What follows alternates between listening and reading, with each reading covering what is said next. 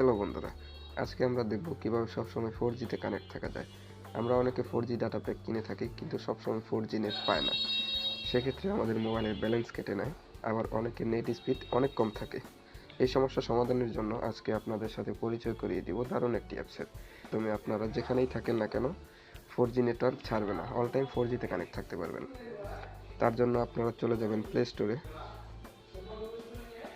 স্টোরে যাওয়ার পর এখানে সার্চ করবেন 4G অনলি লিখে।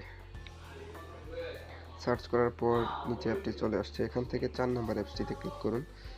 অ্যাপসটি ইনস্টল করে নিন। আমার আগে থেকে ইনস্টল করা আছে, আমি শুধু ওপেনে ক্লিক করছি। ওপেনে ক্লিক করার পর নেটওয়ার্ক টাইপ থেকে সিলেক্ট করে দিবেন LTE অনলি।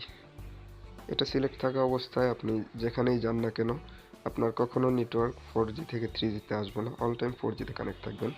তবে এই সেটিংটির একটি সমস্যাও রয়েছে। আপনি যখন 4G তে কানেক্ট থাকবেন তখন আপনার ফোনে, বিশেষ করে সিম ওয়ানে কোনো কল আসবে না। তো আপনার ব্যবহার শেষে এটি আবার অফ করে নিতে হবে।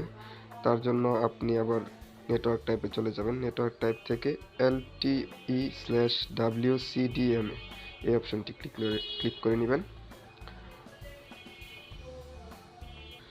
তো এভাবে আপনি চাইলে আপনার নেটওয়ার্ক সমস্যাটি সমাধান করে নিতে পারেন। আশা করি ভিডিওটি আপনাদের ভালো লেগেছে। ভালো লাগলে আমার চ্যানেলটি অবশ্যই সাবস্ক্রাইব করে নেবেন আর আপনাদের মতামত জানাতে ভুলবেন না। ধন্যবাদ সাথে থাকার জন্য।